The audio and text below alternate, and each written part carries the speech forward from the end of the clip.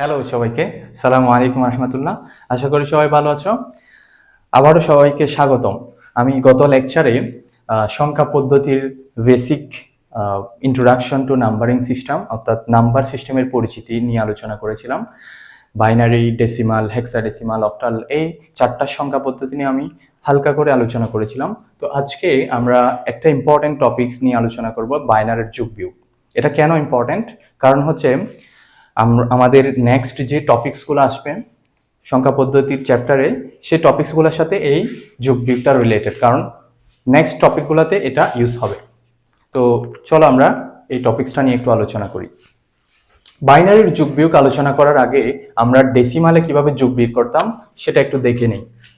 কারণ আমরা যে পদ্ধতিতে যোগ বিয়োগটা শিখে আসছি এতদিন, সেটা হচ্ছে একটা ভুল পদ্ধতি। কেন ভুল পদ্ধতি সেটা এখন বুঝতে পারবো। আমরা একটা সংখ্যা নিয়ে আলোচনা করি, 29 আর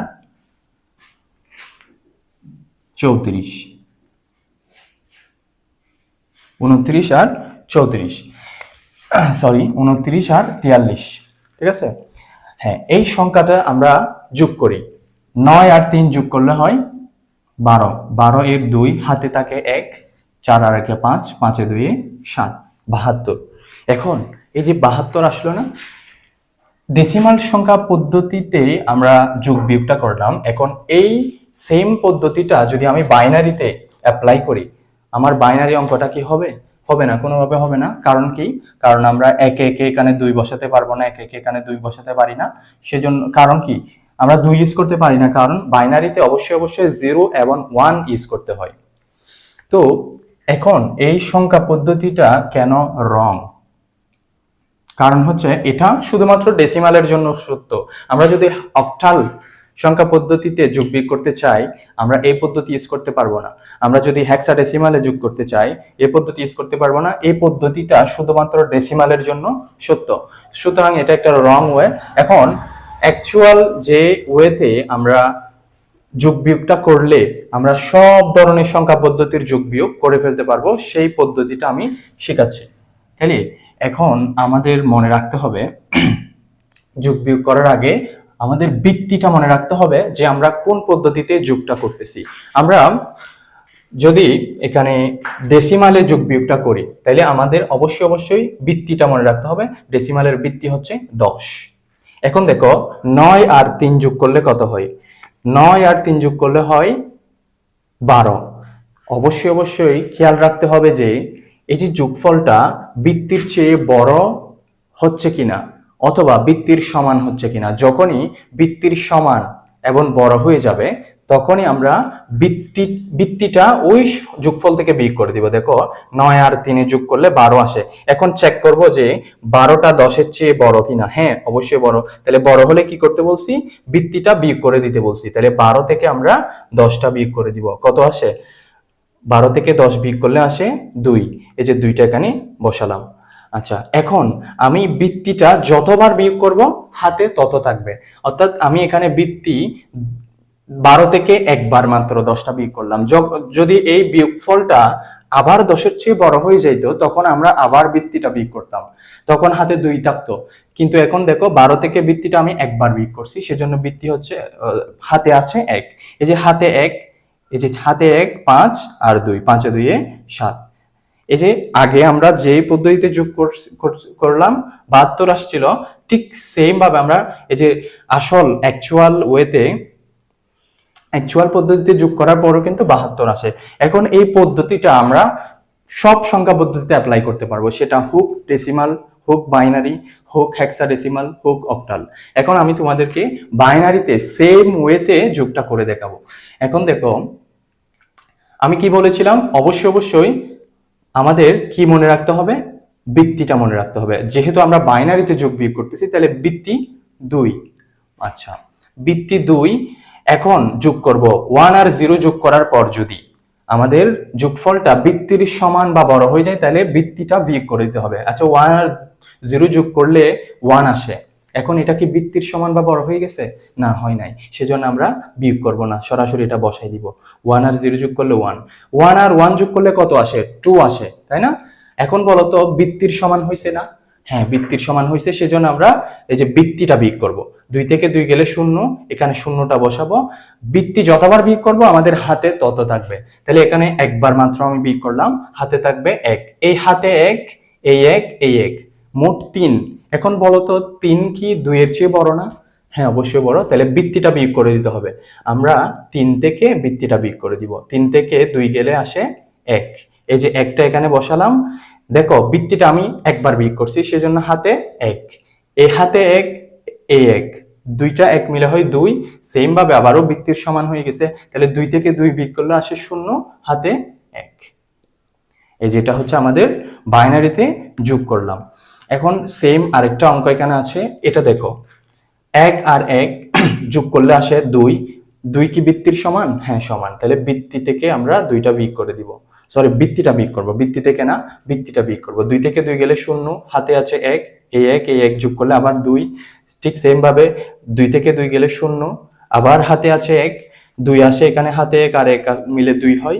2 থেকে 2 গেলে আবার 0, হাতে আছে 1, এখানে 1, এখানে 1, এখানে হাতে 1 আর এই 2 মিলে হয় 3।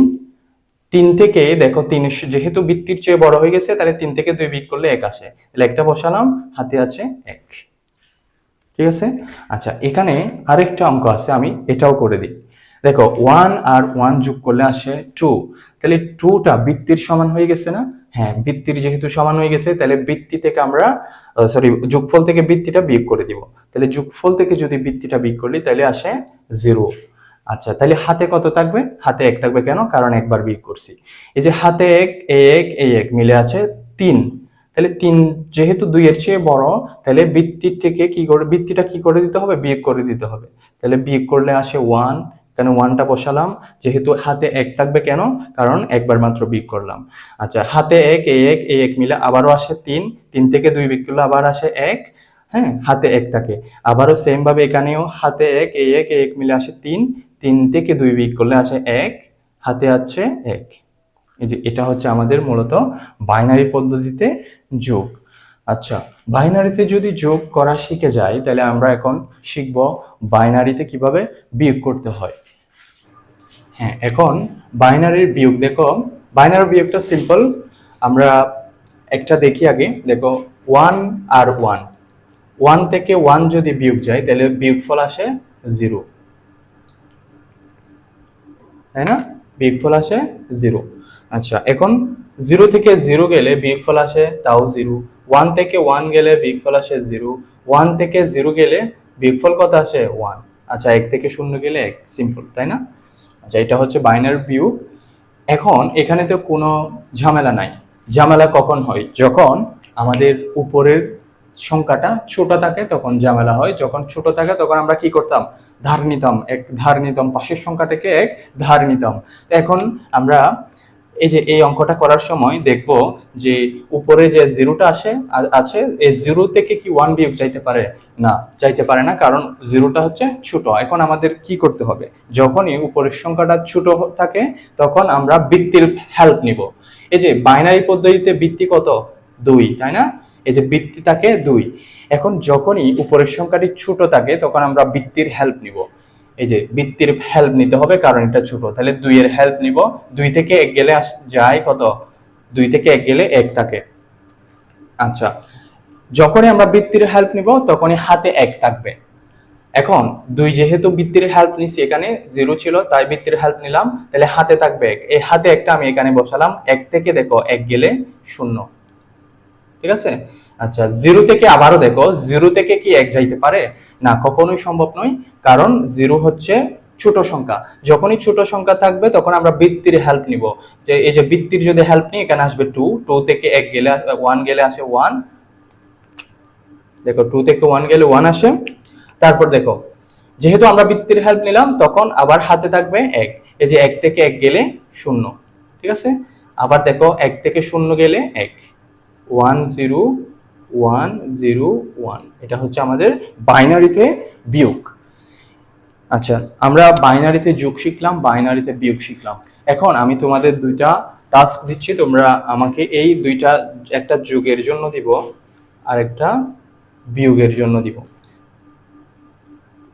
ঠিক আছে।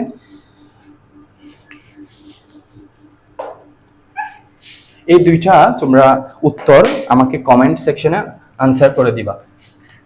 যুগের জন্য আমি দিচ্ছি 1101101010, এই যে এটা হচ্ছে যুগের জন্য। তোমরা এটার উত্তর আমাকে কমেন্ট সেকশনে দিবা এবং সাথে বিয়োগেরটাও 110100100101, ঠিক আছে? এটার উত্তর তোমরা আমাকে কমেন্ট সেকশনে দিবা ইনশাআল্লাহ। আসসালামু আলাইকুম।